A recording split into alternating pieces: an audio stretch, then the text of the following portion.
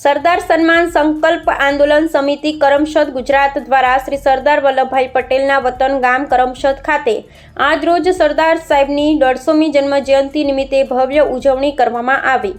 31 ઓક્ટોબરને સરદાર પટેલ જયંતિએ સરદાર સન્માન સંકલ્પ આંદોલન સમિતિ કરમસદ ગુજરાત દ્વારા જે હાંકલ કરાઈ હતી તેમાં ગુજરાત રાજ્યભરથી મોટી સંખ્યામાં સરદાર પ્રેમીઓ સરદાર સાહેબના વતન ગામ કરમસદ ખાતે પહોંચ્યા હતા।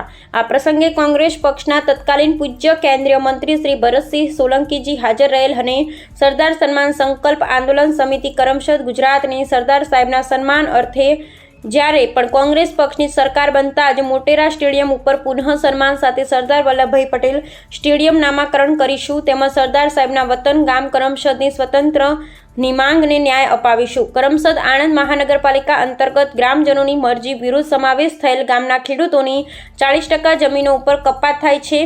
આ સંદર્ભે કરમસદ વિદ્યાનગર બાકરોલ મોગરી જીટોડિયા ગામડી લાંભવેલના નગરજનો મોટી સંખ્યામાં આ પ્રસંગે ઉપસ્થિત રહી પોતાના ગામો તથા ખેતી અને ખેડૂતની સ્વતંત્રતાની માંગ કરી સરદાર સન્માન સંકલ્પ આંદોલન સમિતિને સંપૂર્ણ સાથ સહકારની ભાવના સહ આંદોલન સમિતિમાં જોડાયા હતા। આ સાથે ભારત દેશના પહેલા મહિલા વડાપ્રધાન શ્રી ભારત રત્ન શ્રીમતી ઇન્દિરા ગાંધીજીની પુણ્યતિથિ પર તેમને શ્રદ્ધાંજલિ અર્પણ કરવામાં આવી હતી।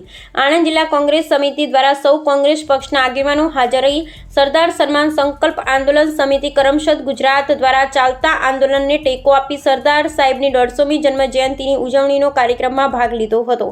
શ્રી મિથલેશ અમીન અધ્યક્ષ શ્રી સરદાર સન્માન સંકલ્પ આંદોલન સમિતિ કરમસદ ગુજરાત। લોહ પુરુષ સરદાર વલ્લભભાઈ પટેલનો આજે જન્મદિવસ છે, એની આપણને ખુશી જ છે અને આનંદ છે। સાથે સાથે આજે એક બીજો પણ એવો દિવસ છે કે iron lady of India Shrimati Indira ગાંધીજીને પણ આજે યાદ કરતા આપણે એમને પણ શ્રદ્ધા સુમન જે આપણે શ્રદ્ધાંજલિ અર્પણ કરીએ છીએ। તો 2 મિનિટ પોતપોતાની જગ્યા ઉપર સૌ ઊભા થઈ અને 150મી જન્મ જયંતિ ઉપર આજે આપણે સૌ એકઠા થયા છીએ અને સરદાર સાહેબને કોટી કોટી વંદન કરી અને એમની આશીર્વાદ લઈ અને સરદાર સાહેબની આ જન્મ જયંતિ એક યાદગાર બની રહી એ પ્રમાણે આપણે સૌ ઉત્સાહથી આનંદથી ભેગા થયા। એ કરમસદની ભૂમિ ઉપર આપ સૌનું સ્વાગત છે।